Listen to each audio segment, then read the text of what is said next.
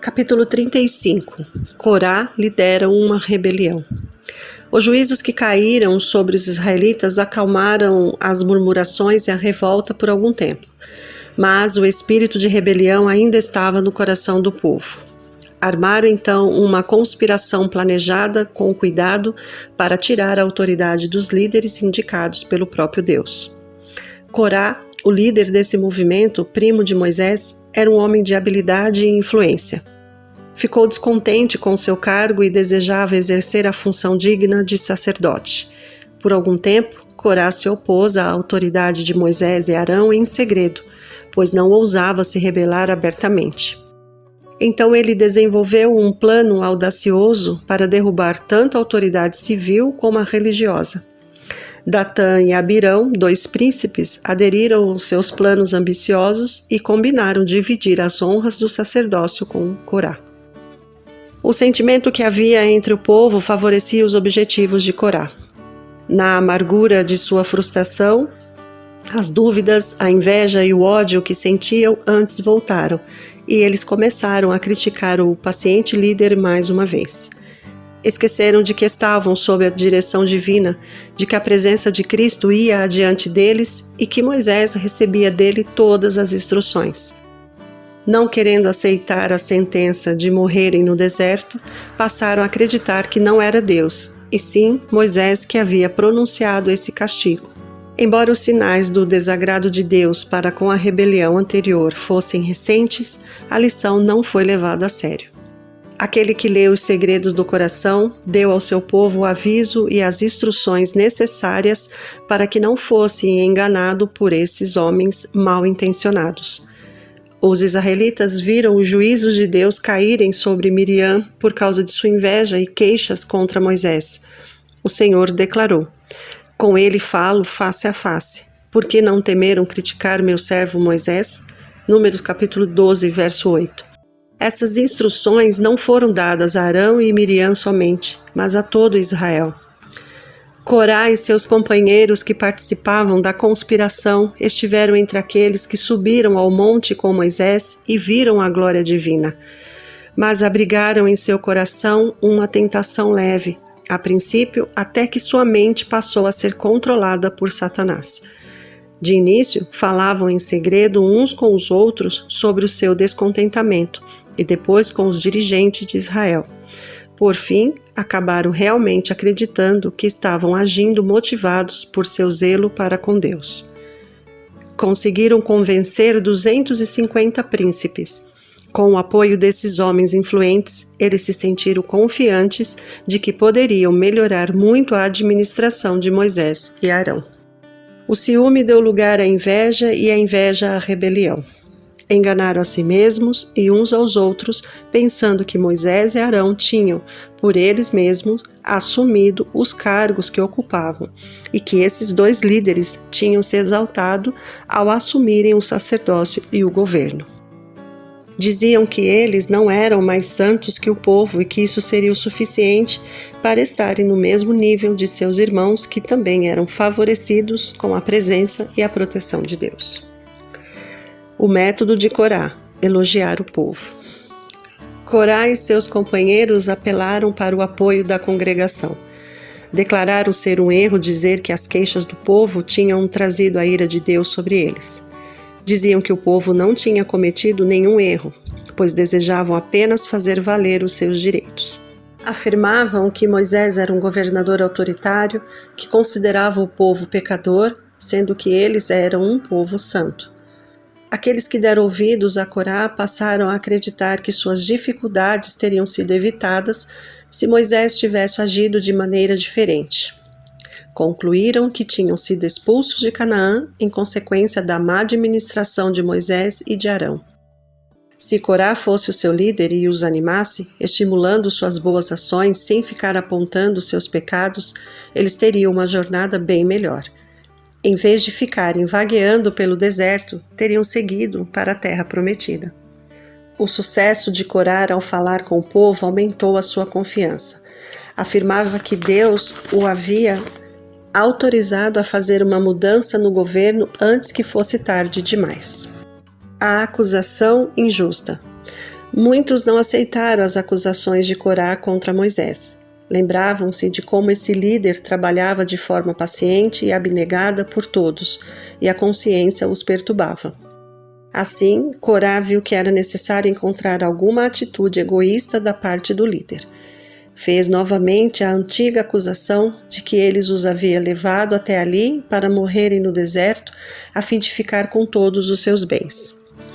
Assim que o movimento ganhou força suficiente para garantir uma luta aberta, Corá acusou Moisés e Arão publicamente de roubarem a autoridade. Basta, disseram os conspiradores. A assembleia toda é santa, cada um deles é santo, e o Senhor está no meio deles. Então, por que vocês se colocam acima da assembleia do Senhor? Números capítulo 16, verso 3. Moisés não tinha suspeitado dessa trama planejada cuidadosamente, e quando ouviu isso, prostrou-se com o rosto em terra. Números capítulo 16, verso 4, apresentando a Deus uma súplica silenciosa. Levantou-se depois calmo e forte. Tinha acabado de receber a orientação divina. Pela manhã, o Senhor mostrará quem lhe pertence e fará aproximar-se dele aquele que é santo, o homem a quem ele escolher. Números capítulo 16, verso 5. Aqueles que pretendiam ser sacerdotes deveriam vir cada um com seu incensário e oferecer incenso no tabernáculo. Até mesmo os sacerdotes Nadab e Abiú tinham sido destruídos por ousarem oferecer fogo estranho, desrespeitando a ordem divina. Entretanto, Moisés desafiou seus acusadores a levar a questão perante Deus, caso desejassem se arriscar a seguir em frente com isso. Em uma conversa particular com Corá e seus companheiros levitas, Moisés disse: Não lhes é suficiente que o Deus de Israel os tenha separado do restante da comunidade de Israel e os tenha trazido para junto de si, a fim de realizarem o trabalho do tabernáculo do Senhor? Ele trouxe você e todos os seus irmãos levitas para junto dele, e agora vocês querem também o sacerdócio? É contra o Senhor que você e todos os seus seguidores se ajuntaram. Quem é Arão para que se queixem contra ele? Números capítulo 16, versos de 9 a 11. Datã e Abirão não tinham assumido uma atitude tão ousada como Corá, e Moisés os chamou para comparecerem diante dele, a fim de ouvir as acusações que tinham contra ele. Cheios de arrogância, recusaram-se a reconhecer sua autoridade. Não lhe basta nos ter tirado de uma terra onde manam leite e mel para matar-nos no deserto? E ainda quer se fazer chefe sobre nós? Além disso, você não nos levou a uma terra onde manam leite e mel, nem nos deu uma herança de campos e vinhas. Você pensa que pode cegar os olhos destes homens? Nós não iremos. Números capítulo 16, verso 13 a 14. Assim, eles declararam que não mais se submeteriam a ser guiados como homens cegos, ora para Canaã, ora para o deserto, de acordo com os ambiciosos planos de Moisés. Eles o retrataram como o pior tirano e usurpador de todos. Também o responsabilizaram por sua expulsão de Canaã. Moisés não procurou se defender. Apelou solenemente a Deus na presença da congregação e implorou que ele fosse o juiz. A grande prova. No dia seguinte, os 250 príncipes, liderados por Corá, apresentaram-se com seus incensários, enquanto o povo estava reunido do lado de fora, aguardando o resultado. Não foi Moisés que os reuniu para ver a derrota de Corá e seu grupo. Os rebeldes, em sua presunção cega, convocaram o povo para testemunhar sua vitória. Grande parte da congregação se posicionou ao lado de Corá. Corá se retirou da assembleia para se reunir com Datã e Abirão, quando Moisés, acompanhado dos 70 anciãos, desceu com o último aviso aos homens que tinham se recusado a ir até ele. Sob a direção de Deus, Moisés disse ao povo: Afastem-se das tendas desses ímpios. Não toquem nada do que pertence a eles, senão vocês serão eliminados por causa dos pecados deles. Números capítulo 16, verso 26.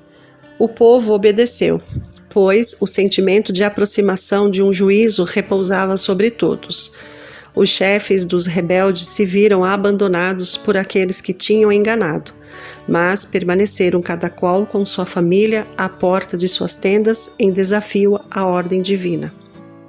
Moisés então declarou para que toda a congregação ouvisse: Assim vocês saberão que o Senhor me enviou para fazer todas essas coisas e que isso não partiu de mim. Se estes homens tiverem morte natural, então o Senhor não me enviou. Mas, se o Senhor fizer acontecer algo totalmente novo, e a terra abrir a sua boca e os engolir, junto com tudo o que é deles, e eles descerem vivos ao Sheol, sepultura, então vocês saberão que estes homens desprezaram o Senhor. Números capítulo 16, versos de 28 a 30. Assim que acabou de falar, a terra se abriu e os rebeldes caíram vivos no abismo, com tudo o que possuíam, e pereceram, desaparecendo do meio da assembleia.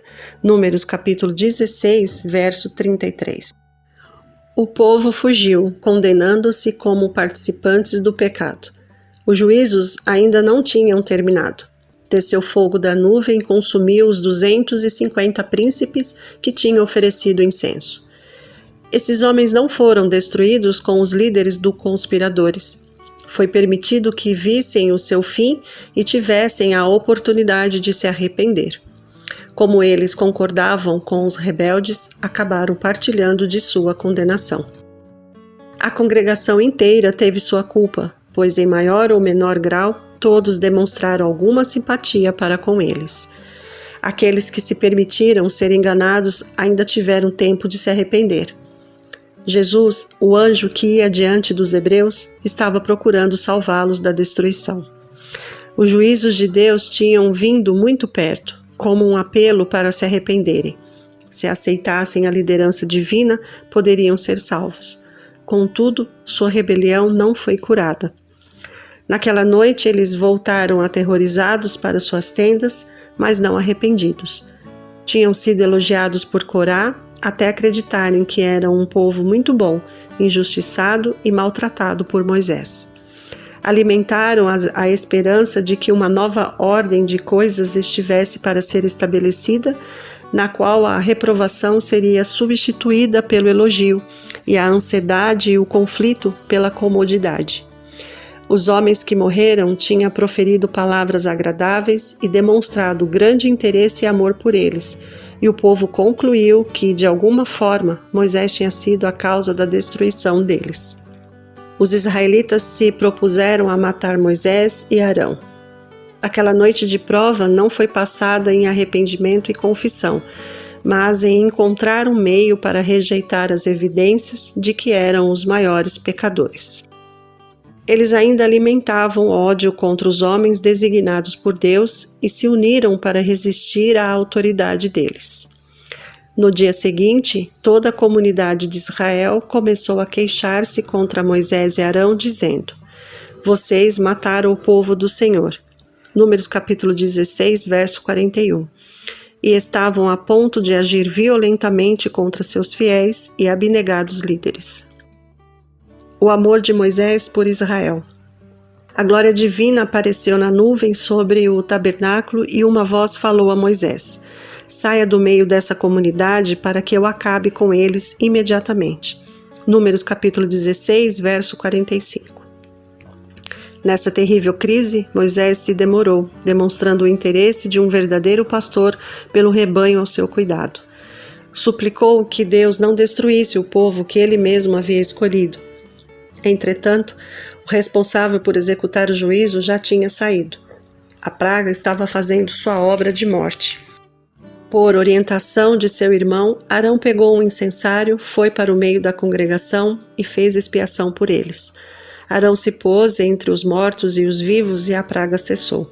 Números capítulo 16, verso 47 e 48. Mas não até que 14.700 pessoas fossem mortas. O povo então não teve outra saída a não ser crer na indesejável verdade de que deveria morrer no deserto. Nós morreremos, exclamaram eles. Estamos perdidos, estamos todos perdidos. Números capítulo 17, verso 12. Eles confessaram que tinham pecado, rebelando-se contra seus líderes, e que Corá e seus companheiros tiveram uma punição justa da parte de Deus. Não existem ainda hoje os mesmos males que originaram a ruína de Corá? O orgulho e a ambição estão espalhados por toda parte, abrindo as portas para a inveja e luta pelo poder. As pessoas estão longe de Deus e sendo arrastadas para as fileiras de Satanás sem perceber. Assim como Corá e seus companheiros, muitos pensam, planejam e trabalham tão desesperadamente para se engrandecer e conquistar a simpatia de outros que estão prontos a deturpar a verdade, caluniando e traindo os servos do Senhor. Ao repetirem seus atos de falsidade, acabam acreditando que tudo é verdade. Os hebreus não estavam dispostos a se submeter às orientações e restrições do Senhor. Não aceitavam ser corrigidos e reprovados. Esse era o segredo de suas murmurações contra Moisés. Ao longo de toda a história da Igreja, os servos de Deus têm enfrentado o mesmo espírito. A rejeição da luz obscurece a mente e endurece o coração, tornando mais fácil dar o próximo passo no pecado e rejeitar uma luz ainda mais clara, até que os hábitos errados acabam se firmando. Aquele que prega a palavra de Deus e condena o pecado, muitas vezes é visto com ódio por outras pessoas. Para acalmar a consciência com mentiras, os que alimentam o ciúme, que se sentem ofendidos, semeiam a discórdia na igreja e enfraquecem as mãos daqueles que trabalham para o seu crescimento. Os invejosos e os críticos procuram deturpar cada avanço feito por aqueles a quem Deus chamou para liderar sua obra. Foi assim no tempo de Lutero, dos irmãos Wesley e de outros reformadores. Assim é hoje também. Corá e seus companheiros rejeitaram a luz até que se tornaram tão cegos que as mais surpreendentes manifestações do poder divino não foram suficientes para convencê-los. Atribuíam todas elas às fontes humanas ou satânicas. O povo fez o mesmo. Embora estivessem diante da mais convincente prova do desagrado de Deus, atribuíam seus juízos a Satanás, afirmando que Moisés e Arão causaram a morte de homens bons e santos. Cometeram o pecado contra o Espírito Santo. Todo aquele que disser uma palavra contra o Filho do Homem, disse Cristo, será perdoado. Mas quem falar contra o Espírito Santo não será perdoado. Mateus capítulo 12, verso 32. É por meio do Espírito Santo que Deus se comunica conosco. E aqueles que rejeitam essa ação, como sendo de origem satânica, cortam o canal de comunicação entre eles e o céu. Se rejeitamos a obra do Espírito, não há mais o que Deus possa fazer por nós. Ficamos desligados de Deus e o pecado não tem remédio para curar a si mesmo. Deixem-nos só. Oséias capítulo 4, verso 17. É a ordem divina. Então, já não resta sacrifício pelos pecados, mas tão somente uma terrível expectativa de juízo e de fogo intenso que consumirá os inimigos de Deus. Hebreus capítulo 10, verso 26 e 27.